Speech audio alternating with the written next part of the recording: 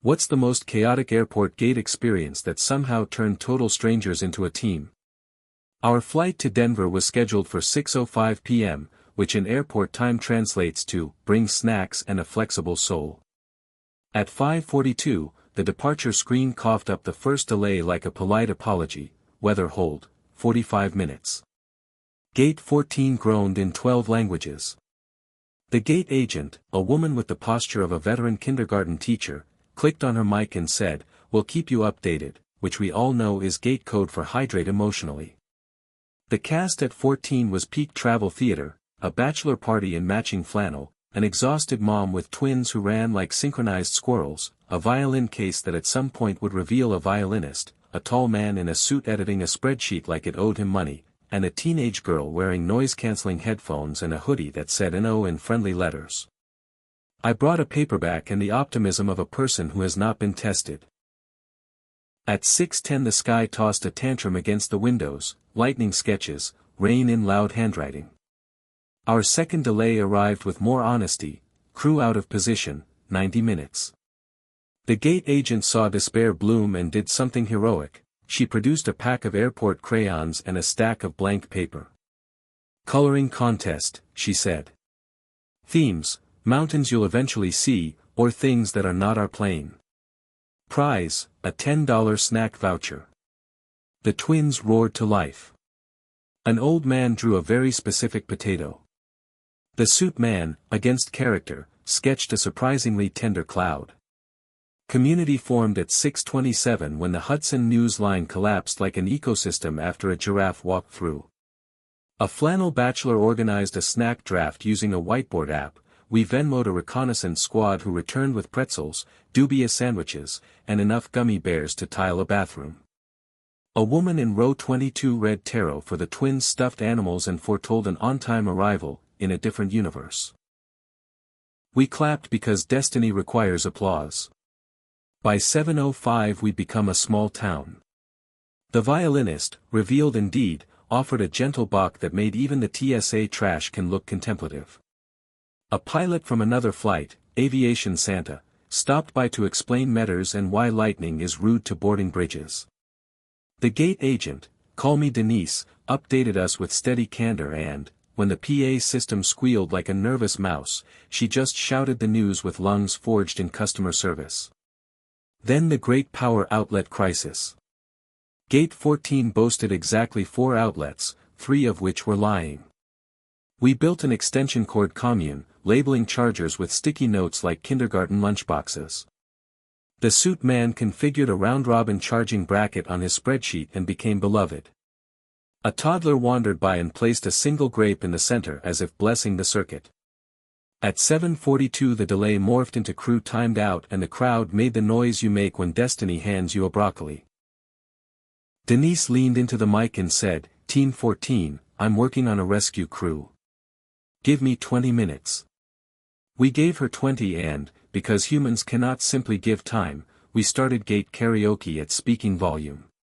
Choices were curated to offend no one and heal everyone: Country Roads, Don't Stop Believin', and a haunting, legally distinct version of Wonderwall, hummed through KN95S. The rescue crew arrived at 8:06 like an away team from a nicer timeline. They wore the faces of people who had eaten real dinners. A mechanic in a neon vest rolled up, nodded at the plane like it had disappointed him in high school, and gave the thumbs up. We were promised boarding in 15. The twins' mom wept quiet relief into a napkin, the suit man recalculated his life, the flannels fist-bumped Denise as if she'd coached them to state. Boarding became a precision ritual. We clapped for pre-boards like a sports arena for elders and toddlers. Group 2 forgot how numbers work. Group 3 reminded them with grace. Inside the jet bridge the air changed to airplane air, a scent of hope and disinfectant. A flannel politely brokered a window seat treaty between a nervous flyer and a tall person. The violinist stowed her instrument like a ceremony. Pushback at 8:31. We roared without roaring. The captain came on with that calm dad energy and said, "Thanks for your patience, we'll make up some time at altitude." Special shout out to Denise at Gate 14 who, frankly, should be running the country. The cabin applauded in a wave that reached row 28A and the lavatory. We lifted into a dark that looked recently washed. The city fell away like a worry you finally named. By the time the drink cart reached me, the twins were asleep in mirror poses and the suit man was teaching the flannels how to make a pivot table.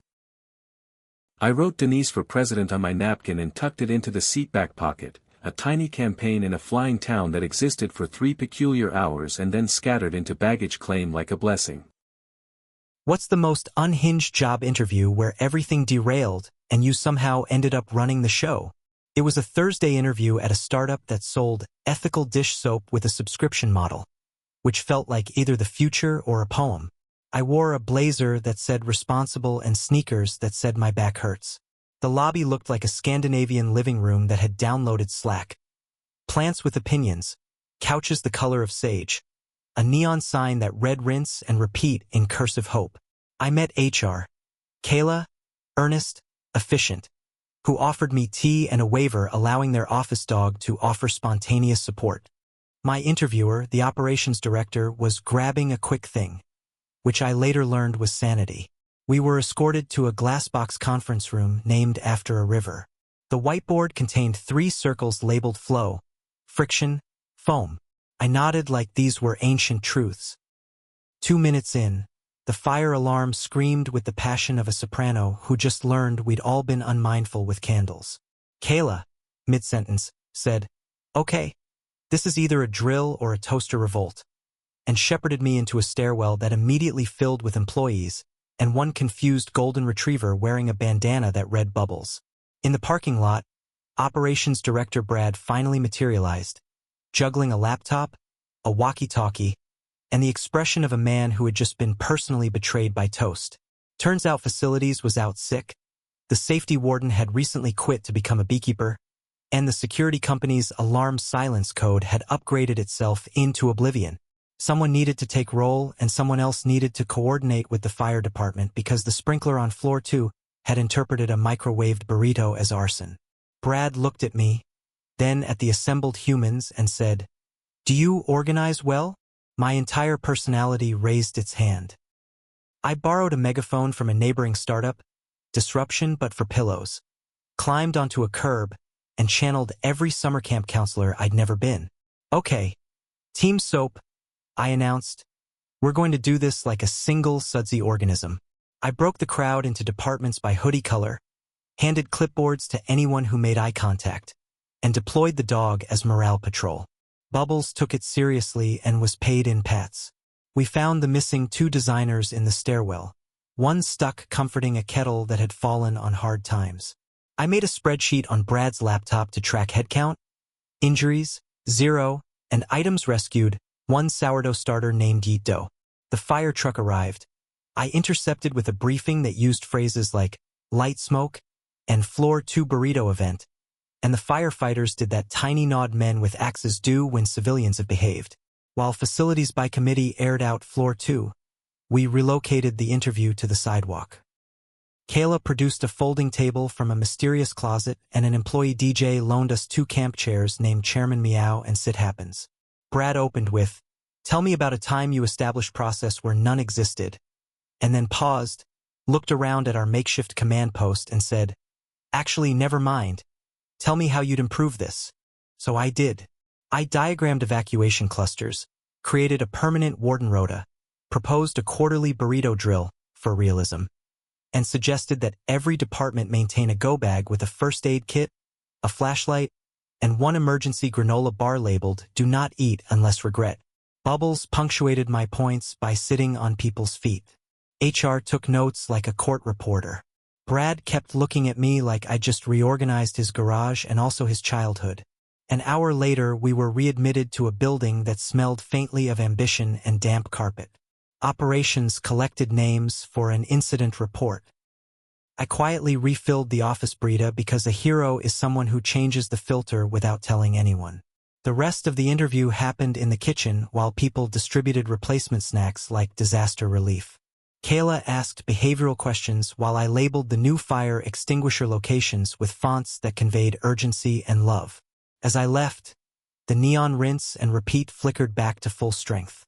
Brad shook my hand and said, "Regardless of outcome, thank you for running our apocalypse."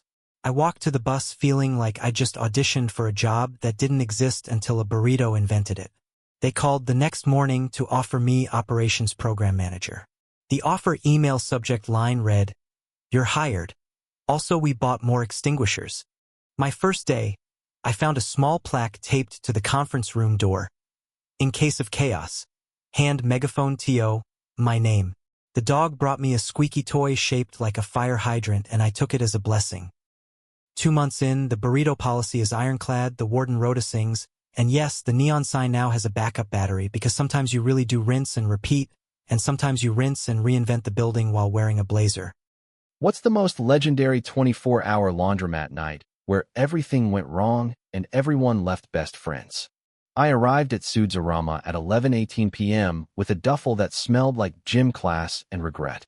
The sign promised open 24 hours in a font that knew things. Inside, 8 humming washers, 8 sulking dryers, a vending machine that dispensed either soap or life lessons, a TV playing a detective show with the volume set to closed captions forever, and a night clerk named Marisol who had mastered the art of not being surprised. The cast assembled, a nurse on her break with scrubs the color of mint determination, a college kid with a backpack full of confidence and red socks, a guy in a suit holding a tucked shirt like an apology, and an old woman knitting a scarf approximately the length of a sincere apology. There was also a small dog in a stroller that radiated royalty. We nodded the sacred laundromat nod. "I see your stains. May they become myths." Disaster clocked in at 11:32 when the college kid mixed those red socks with a snowfall of whites and then hit hot like a DJ with feelings. Marisol and I lunged, but the machine had already churned to pink forever.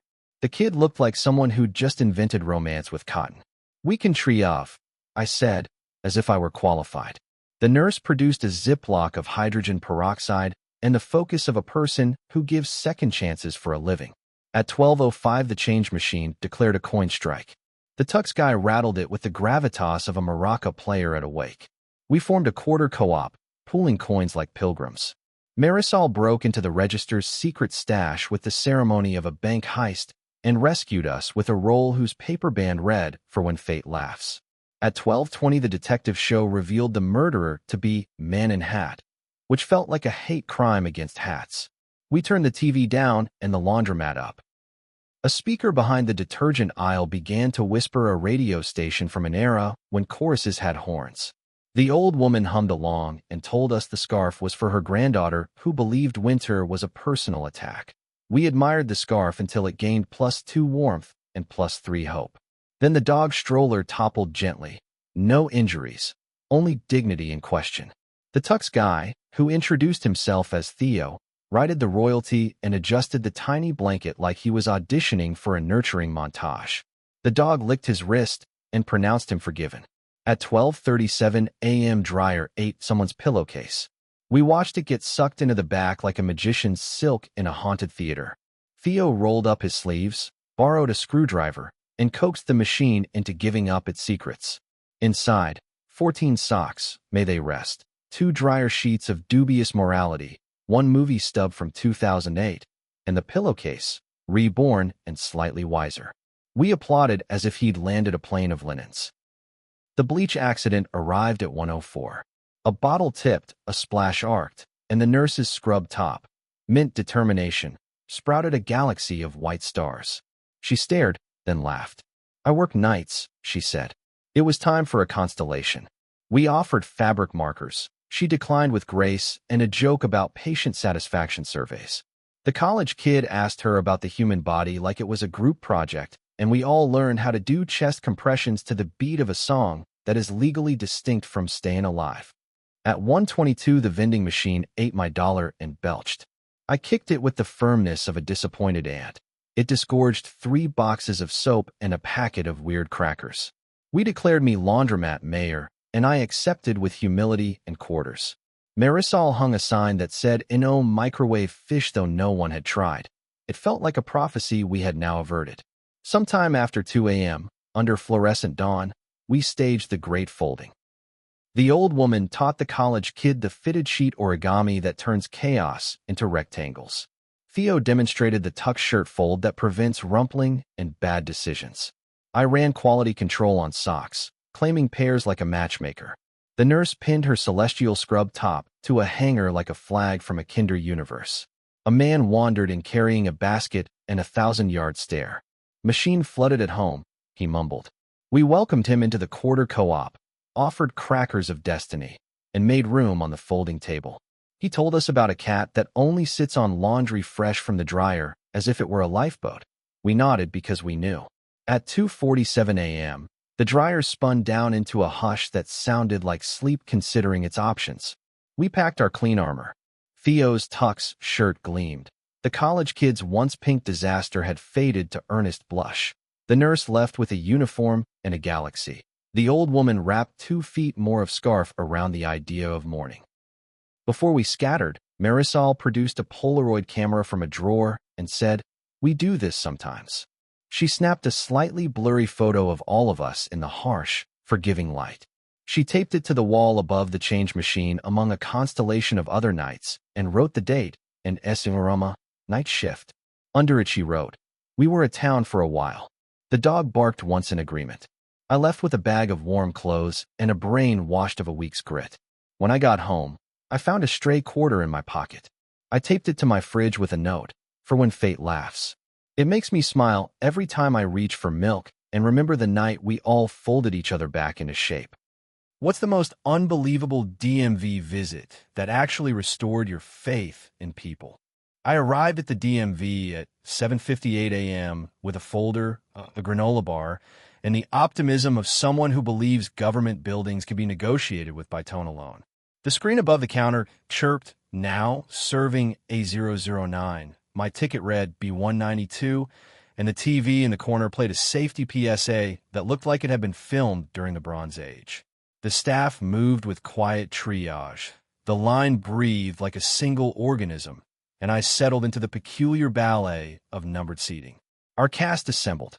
A teen in a hoodie clutched the driver's manual like a survival talisman. A woman with 3 binders and a color coding system looked prepared to register a fleet. A retired male carrier polished his glasses and rehearsed "I chart letters" under his breath like a hymn. A barista on her break delivered lattes to 2 clerks because caffeine is public service and was canonized on the spot. The number board hiccuped, leaping from A010 to A996 and back like a roulette wheel with anxiety. The room groaned and then laughed. Collective surrender, first sign of community. At 8:22, printer 3 staged an uprising. It coughed, whined, and produced a form diagonally as an abstract art piece. Clerk Evelyn, name tag plus calm stare, approached the printer, patted it like a skittish horse, and whispered, "Not today." The printer reconsidered and died dramatically. We shifted to manual form dispersal, which is DMV for somebody find a clipboard. I became clipboard lieutenant, passing out pens as if they were rare orchids. Within minutes, we had a pen-sharing economy and a black market of paperclips run by a toddler with a suspiciously professional fanny pack. The teen failed his first practice eye test because the letter Z looked smug.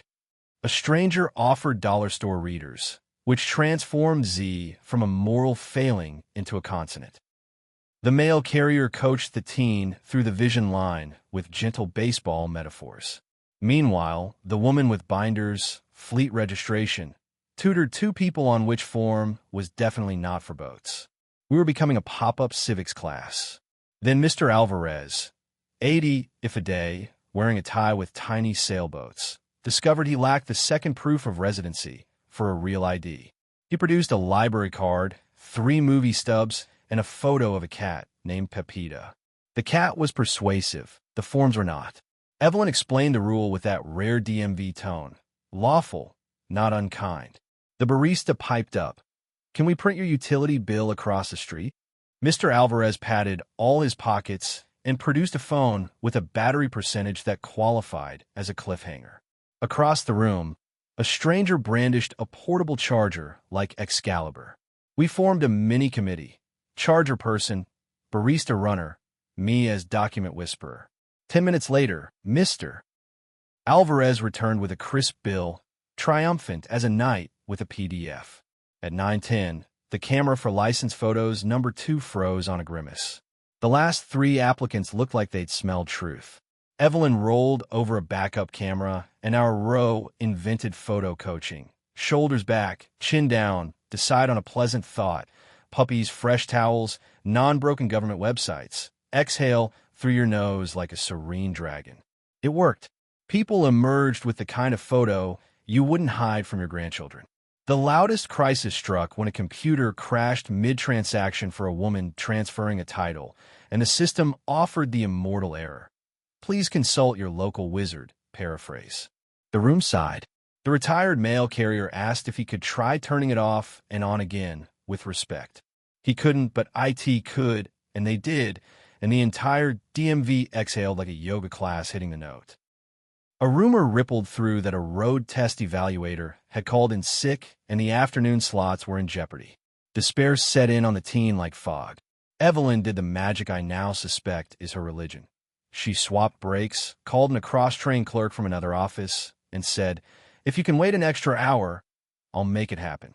The hoodie teen sat up straight like he'd been offered citizenship. By 10:03, our ad hoc village ran on polite jokes and communal snacks. Someone started a numbers exchange. If your number came up while you were taking the world's most strategic bathroom break, we yelled like sports fans at a bar. A toddler put a sticker on Mr. Alvarez's sailboat tie, and he saluted her like a general. A sign above the counter read "No food," but a quiet amnesty was declared for tiny contraband granola as long as crumbs did not unionize. When my number finally lit, Evelyn beckoned me with the benevolence of a ferry captain. We moved through my paperwork like a waltz. Address change, organ donor yes, a name that computers spell 3 ways. When she raised the camera, I ran our photo coaching script and emerged with a picture where I looked like a person who pays taxes and occasionally experiences joy. As I stepped aside, the teen returned from his road test, eyes huge. He passed, minus a point for parking that expressed jazz. Roby erupted like a soft stadium. Mr. Alvarez clutched his temporary real ID like a diploma. The binder woman completed her fleet without once asking for a supervisor. Evelyn took a sip from the barista's second latte and finally smiled with her whole face. On my way out, I held the door for a woman coming in with a stroller and a storm in her eyes. She looked past me at the line, then at the cluster around Evelyn Station, where the vibe had shifted from siege to civics fair. "Is it awful?" she asked. "Honestly," I said, surprising myself, "it's kind of nice." She laughed the laugh people reserve for unexpected truth and stepped inside. I reached the parking lot with a new plastic card and the faint sense I'd been to a town meeting where the town remembered what it was for. The sign on the door clicked close behind me. The line shuffled forward. Somewhere inside, the printer reconsidered its loyalties. Government didn't get faster that day, but it got human, which in the DMV is worth at least 10 numbers. What's the most chaotic community theater rehearsal that turned into a legendary opening night? Our community theater announced The Tempest because nothing says manageable on a $200 set budget, like shipwrecks and magic storms. I auditioned for Noble Person Who Enters at the End and was cast as stage manager, a promotion I received by standing near a clipboard for too long. The director, Marta, visionary, scarf, explained her concept, found objects, human storm, hope. The cast nodded as if hope came with a grant. Rehearsals began with optimism and painter's tape. Ariel was a gymnast. Prospero had a real staff borrowed from a yoga studio. Caliban wore knee pads and sincerity. We built a sea from blue tarps and a wind machine from 3 box fans and a sense of mission. Lighting was handled by Kevin, a teenager who spoke fluent dimmer. The set was pallets, rope, and the kind of ladder that has already seen a prophecy. 2 weeks in, tragedy. Our Prospero swerved on a bike to avoid a squirrel with tenure and sprained an ankle. Marta reshuffled the universe. Miranda learned half of Prospero's cues. The assistant director learned the rest with a mixture of index cards and prayer. Kevin drew a skull next to Storm Button on the light plot and told me never to touch it unless I truly meant it. Tech Week is where community theater either knits itself into legend or unravels into interpretive mime. Ours chose to knit while being chased by scissors. On Tuesday, the fog machine coughed a lung and died. On Wednesday, the rope for the mast snapped with a theatrical twang and sent a seagull prop into orbit. On Thursday, our sound operator discovered that ocean noise loops sometimes contain accidental whale moans. Caliban improvised a monologue about ancestral fish. It worked too well and we kept it. Friday opening. The lobby smelled like cookies and apprehension. The audience included a row of school kids, the mayor's cousin, and my dentist. The house lights dimmed. The tarp-sea rippled. I whispered the stage manager's prayer, please and thank you, and called the first cues with the seriousness of a pilot. The storm sequence began as a miracle.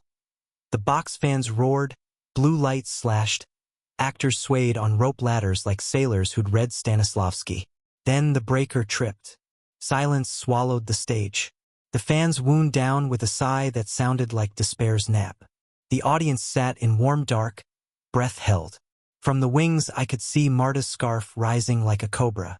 Kevin, blessed be his teen brain, slammed the emergency bypass and brought back 2 lights and a single fan. In the half-gloom, Ariel crawled down the ladder and whispered, "Human storm." Prospero, now part-time on a stool, gestured with the yoga staff, and the cast did something I will tell my grandchildren about. They made the storm with bodies and voices. Sailors beat the deck with palms. Spirits howled on pitch. Gonzalo rattled a prop trunk like thunder. 2 kids in the front row joined in, tiny hurricane gods. I lit them with a standing work light. It looked like deliberate art. When the lights fully returned, nobody wanted the fake storm back. We cut it on the fly. Ariel did handstands in silence that hummed. Caliban delivered his whale-tinged monologue to a stage so attentive you could hear the rope fibers breathe. Miranda cried real tears and then made fun of herself about it at intermission like a pro. Backstage, chaos attached itself to normal tasks like sequins. A zipper fused with a wig. A foam rock split and revealed it was once a cooler. I discovered a nest of safety pins large enough to join a union. The mayor's cousin volunteered to run concessions because our concessioner's car had swallowed its own battery. In the lobby, someone started a basket for new rope fund, and cash appeared as if summoned by prop magic. Act 2 held the real test. Prospero's big speech about drowning books and forgiving enemies. Our semi-Prospero stared at me with ankle, scarf, and terror. I handed him the yoga staff and stage-managed his courage like it was a cue. He began too soft. The audience leaned in. He found volume like a lost key. Ariel perched on the ladder like sunlight. The island forgave us for the tarps. The finale demanded a tableau of ship, shore, and reconciliation. The ship needed to roll. The ship's wheels had opinions. 2 crew members and a 7th grader named Lila muscled it into place with faces of saints pushing a Prius. The music swelled, the post-whale ocean now corrected, and I called the last light cue with a finger that shook only a little. Curtain. Standing ovation. Not polite. Relieved. Delighted. Convinced they'd witnessed a storm birthed by a town. In the lobby, people hugged the cast like family you like. We sold out rope magnets. The mayor's cousin cried into a cookie and said we had rebuilt the municipally funded soul. Kevin was offered 2 internships on the spot. He declined with dignity because he had math homework. After strike, we sat on the edge of the stage and ate cold pizza with the tantric calm of people who survived a small, meaningful shipwreck together. Marta said, "Theater is a rehearsal for community," and nobody rolled their eyes. Lila asked if she could keep a piece of the broken foam cooler rock as a trophy. I labeled it Island Fragment, opening night, and taped a safety pin to the back so she could wear it. The next morning, I found glitter in my shoe and a text from Prospero. Ankle improving. Storm perfect. See you tonight. We had 7 more performances to do, a fog machine to replace, and a new choreography for Human Thunder. On my call script, next to storm, I wrote in capital letters, "Trust them." And under that, in pencil, "Trust us."